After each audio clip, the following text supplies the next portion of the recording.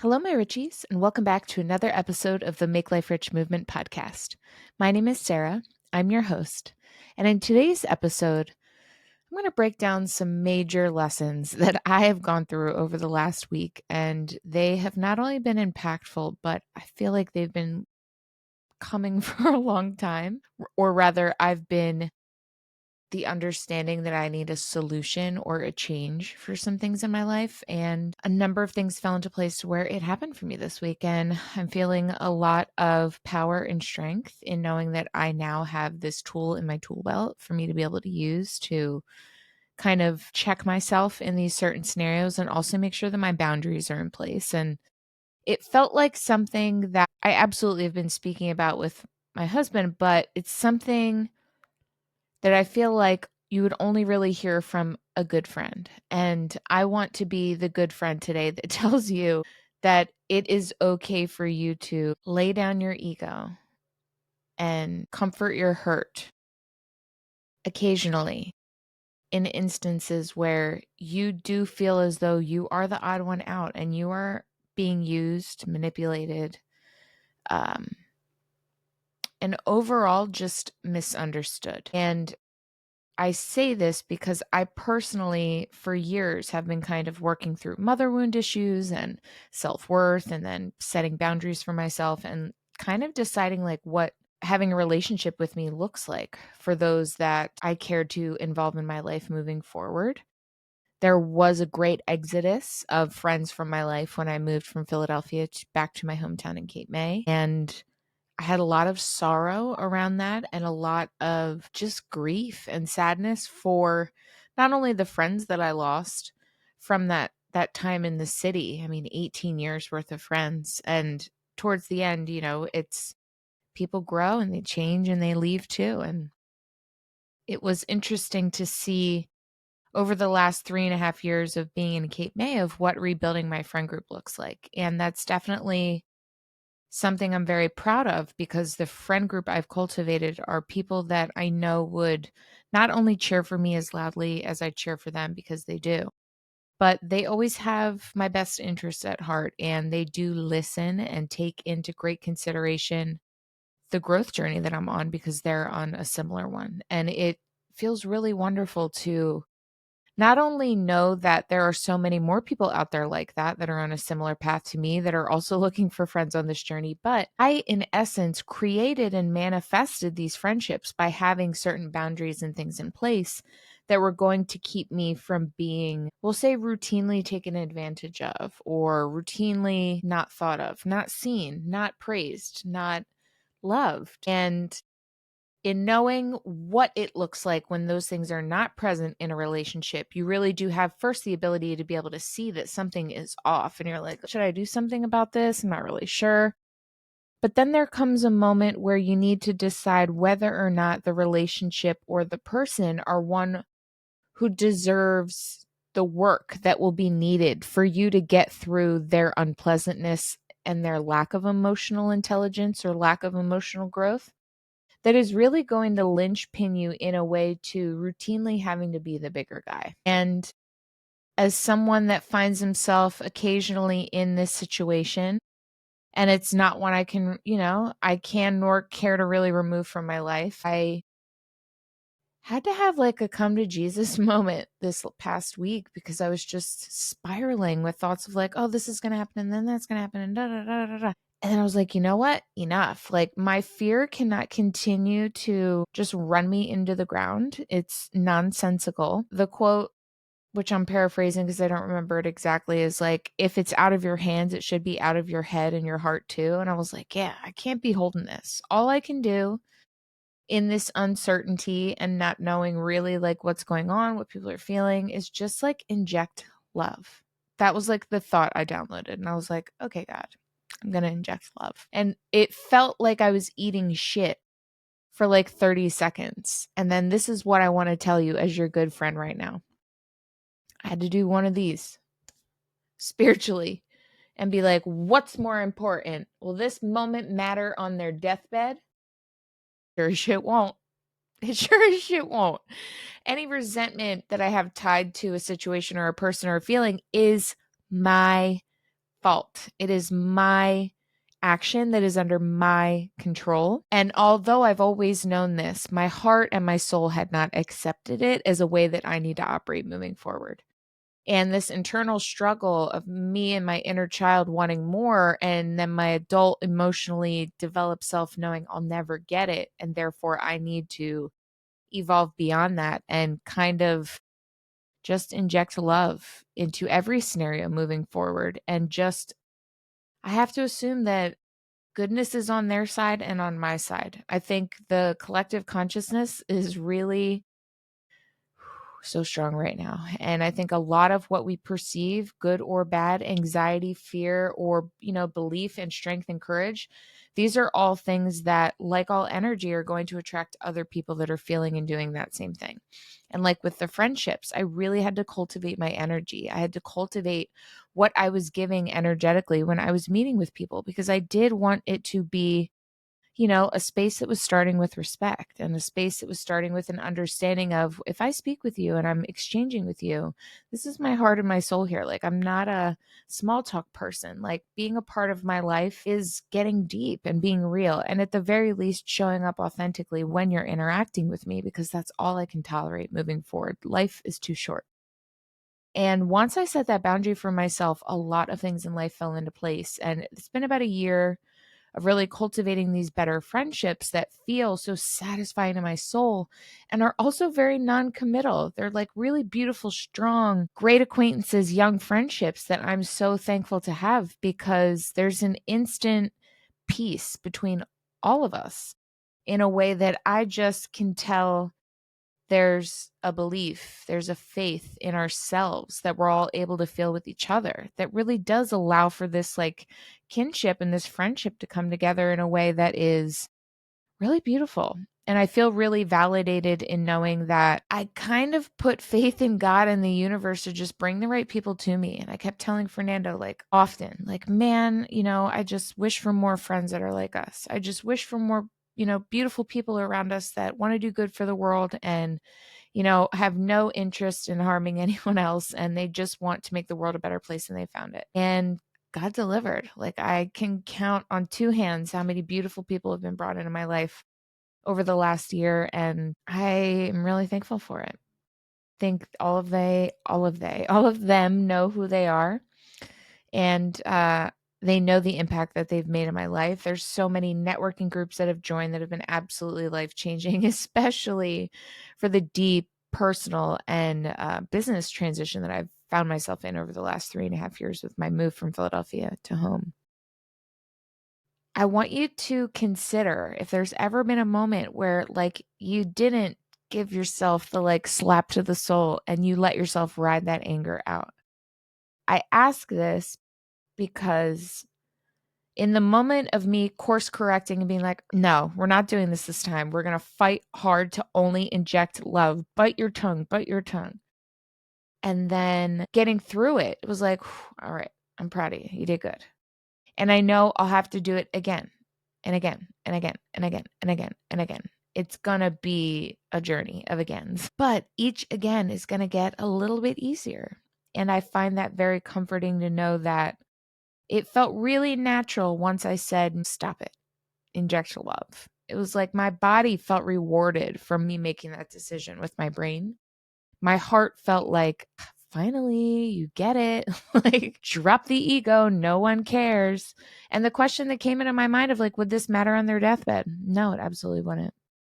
I don't even think it would matter tomorrow. Like, then that made me turn around and check myself. What things are lingering with me towards others?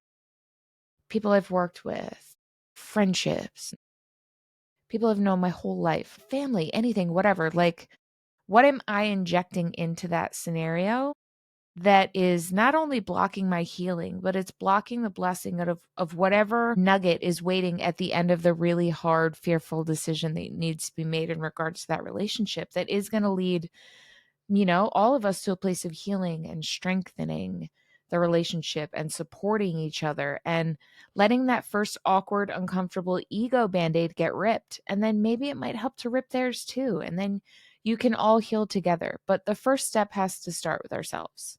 And I'm really thankful that I not only took that in wholeheartedly within the moment that it happened, but it felt like it unlocked something within me that was like, oh, finally, we've been waiting for this key. Plug it in, turn it, and leave it there. Thank you. Cheers to changing. Cheers to changing at 39. Whatever age you are, there's no programming too deep that you can't begin to rewire it bit by bit by bit. There are so many beautiful ways in which we still have yet to really show ourselves how great our life can be. And I think the permission to tell you to get over yourself might be one of the things that are blocking your path. And I say that from a very recent place of experience and over my entire lifetime, right? Like I've always been in my way. And I think that's kind of the point. You have to move the burden or the block, which is often yourself, to get to that new level of growth that allows you to expand and to have things feel a little less uneasy, a little less scary, a little less wounding of our pride. I think that was a big one for me too. And also like the faith journey that I'm on and all the reading and educating that I'm doing right now with the Bible and different faith practices and just everything, you name it. I am deep, deep into the research. And what also popped in my head was like a few times, a few different scenarios was God just being like, let him have it. Let him have it. There's bigger coming for you. Let him have it. It's okay. It's happened with clients or like clients that in the past, like, and I'd always heard this and I thought it was me just trying to like soften the blow to my ego.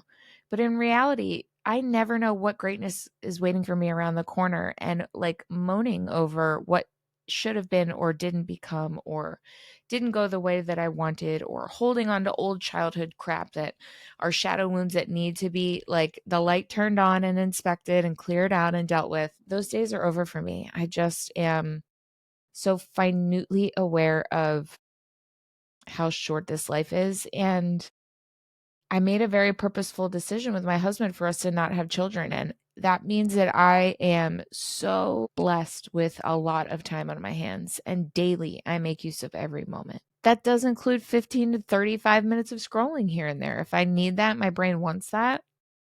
I'm trying to, cut the time down a bit, but like I am living every moment fully.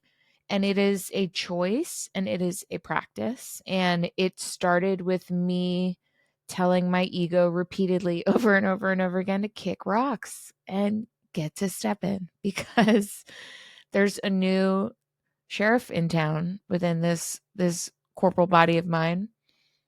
And it's one that's really rooted in just belief in myself and belief in having faith in something bigger than me that is trying to bring the best things towards me. And whether you want to call that God or the universe, whatever nomenclature works for you at this moment on your journey, I get it. I'm still in the place of like getting used to slash talking out loud about God with my husband. And it has nothing to do with him. He's so open. He's very much supportive of this journey I'm on. He cheers me on constantly. I think I just like, I'm like, did you know this in the Bible? He'll just laugh and be like, no, or yeah. But I find it still it feels a little silly still. And I think my excitement gets the best of me sometimes. And I'm just enthralled at some of the things that are found within the Bible. And it feels enthralling because they're things that I've known and felt in my heart for forever. And not that you need the Bible to have authority over these feelings and like to live them out in a way that feels truthful and like you have permission to do so. But it really was just comforting to know that, okay, there's a lot of the Bible I did not know about, but all the core parts of it, the moral parts of it, I've had locked down from day one. Like my heart is pure. My soul loves, my soul gives. It is full of light. I know who I am. And in a way, it's been almost superpower inducing for me to kind of tick this box off. Like, yep, check. I don't give a F anymore.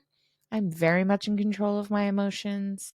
And I'm doing my very best to appropriately, respectfully, and adequately respond, not only for myself, but taking care for those that are part of the conversations or the things in which I just no longer feel a fit. Or The fit needs to change shape. It feels sick. I would have ran for the hills for most of this before, or it would have been me being super defensive, super type A, super Taurus bully. Like my cousin calls it the PPA Sara, because I was regrettably on an episode of Philadelphia Parking Authority Wars. The show's called Parking Wars. It's the PPA, Philadelphia Parking Authority. And I was a young, spirited, angry lass who was full of rage because her dad was dying, and I'd never dealt with an ounce of my grief. I also had a heavy coping mechanism of high salty fat food that was wrecking my body and my mind, as well as a decent alcohol addiction. And I worked at nightclubs and strip clubs as a manager. Not that that really matters. I would happily, in that age and body, have done a little bit of dancing. You feel me? But I never got there. They used my business side of things, and I ran the club in the morning. Anyway, I digress. That part of me, I only reserve for true emergencies, only the moments in which require aggression and rage to a situation, which are certainly numbered and few, I would hope and imagine. And I do really love that I allowed myself to do this, because I so easily could have just decided I was in a bad mood. But instead, I was just like, you know what? My hands are open. I'm ready to receive. Let's see where this takes us today. And then I just kept doing that with every scenario that I felt little pangs of something I didn't want to deal with, or a person or a place or a thing. And it was a monumental change, truly monumental. I told my ego to sit down. Excuse you, sit down. You're being reckless. Thank you. We're here for healing. We're not here for damaging. This isn't a rec room. This is my soul. And I high-fived myself. I was like, great job. And I felt called to share this because it was embarrassing. I'm 39. I'm still in a place where I feel like, God, you should be able to not get pissy about something and put aside your differences and just it is what it is. But sometimes I can't. Sometimes I'm petty. Sometimes I'm angry. Sometimes I'm resentful. Sometimes I'm tired. Sometimes I'm hangry. But all of these moments are the harder decisions and the harder bits of life that I am looking towards as tools and mechanisms and tests. And when I pass these tests, and the easier these tests get to pass, and the quicker speed at which I'm adapting and changing my behavior because I enjoy the way that these things are evolving who I am as a person, then that's a win. And I hope that this episode, although short, inspires you to kind of take a look at where you can tell your ego to take a back seat and do the thing that feels weird, and then lean into it, and then do it again, and then do it again. And I wonder if you'll find as well that it is getting easier. And not only is it getting easier, kind of unlocking doors to other things you didn't know that you could also soften the edges on a bit, or maybe strengthen them if you're in a place where you find yourself needing to put boundaries in place to protect yourself from those around you. I hope this episode was helpful, my Richies. I really am so thankful for your time and your attention and your love. The comments and the shares have been so amazing. I'm so thankful that you're enjoying this direction that we have gone in 2025. It's just, it feels too important of a conversation and a topic that I, for one, would love to hear more about, and would love for, there to be more coverage on it. And it feels really important to me to kind of share in that regard. So thank you for being so open to my vulnerability and my sharing. And as always, my Richies, make life rich.